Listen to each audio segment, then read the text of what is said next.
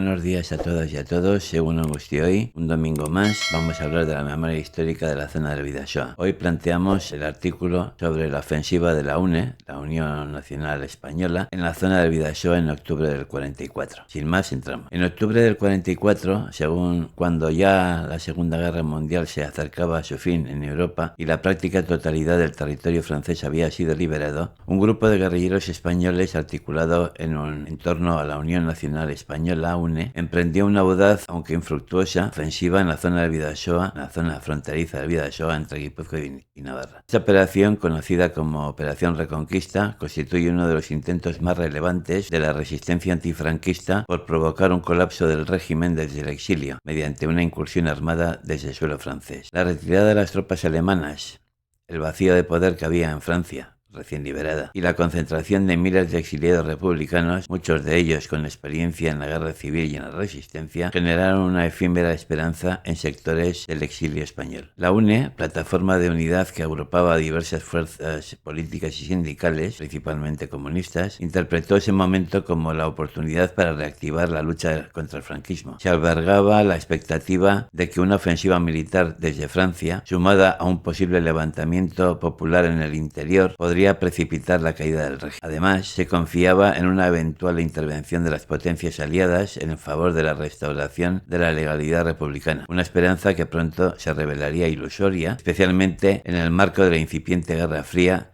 y de los nuevos cálculos geoestratégicos, sobre todo anglosajones. Durante los últimos compases de la guerra y en los primeros meses de la posguerra inmediata, el régimen franquista mantuvo una activa colaboración con el resto del aparato represivo nazi en el suelo francés, particularmente en Iparralde. Este periodo coincidió con el auge de la actividad guerrillera de los maquis españoles, tanto en operaciones dentro de la resistencia francesa como en los preparativos de incursiones armadas en suelo español. Como no, la Brigada Político-Social, la BPS, la Policía Política del régimen, había desplegado una densa red de informantes y agentes que operaban en ambos lados de la frontera. Según los diversos testimonios, como el del resistente Emil Meirán, al menos un oficial de la policía española destacado en San Sebastián mantuvo un papel destacado en la represión de guerrilleros en Iparralde en marzo del 45 y un poco más. La ofensiva en la región del Bidasoa se hizo en pequeños destacamentos guerrilleros integrados por veteranos, como hemos dicho antes, por veteranos de la guerra civil y combatientes de la resistencia que intentaron cruzar la frontera para establecer cabezas de puente en esta zona. Sus acciones incluyeron sabotajes, emboscadas, enfrentamientos directos con unidades de la Guardia Civil y del Ejército. A pesar de contar con cierto apoyo logístico y simpatía de sectores de población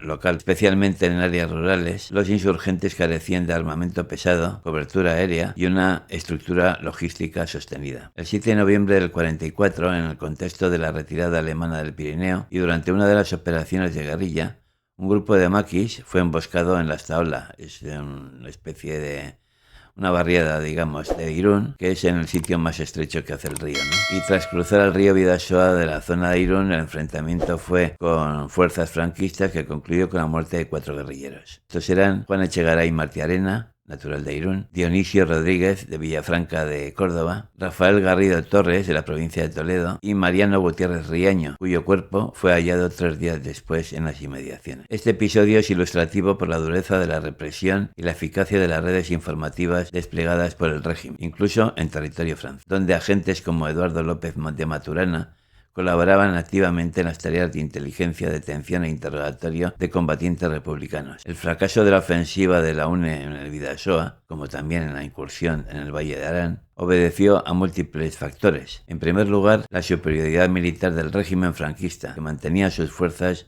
en estado de máxima alerta en la frontera, que permitió una respuesta rápida y contundente por su parte. En segundo lugar, la falta de apoyo por parte de los aliados, que fue decisiva. Lejos de intervenir en la península, las potencias vencedoras optaron por una política de contención que evitara cualquier desestabilización adicional en el sur de Europa. Y el propio Winston Churchill, llegó a afirmar que resultaba más viable entenderse con el dictador español que con los socialistas republicanos, como evidencian las consideraciones estratégicas que motivaron la denominada Operación Impensable, que de esto ya hemos hablado en otros vídeos. A estos factores se sumó la ausencia de un levantamiento interno. La sociedad española, la vasca, estaba en exhausta exhaustas tras la guerra civil y estaban sometidas a una intensa represión constante. Y claro, no respondió de forma masiva a la llamada de la insurrección, aunque sí hubo muestras de solidaridad y resistencias aliadas. No se produjo el estallido que había previsto la UNE. Finalmente, las dificultades logísticas y la falta de coordinación entre los distintos grupos guerrilleros mermaron la eficacia de las operaciones. Las consecuencias fueron devastadoras para el movimiento antifranquista. Cientos de combatientes murieron, fueron capturados o ejecutados, o ambos a la vez. La ofensiva de octubre del 44 marcó un punto de inflexión en la estrategia del exilio, que a partir de entonces abandonó en gran medida la vía militar, para centrarse en la lucha clandestina,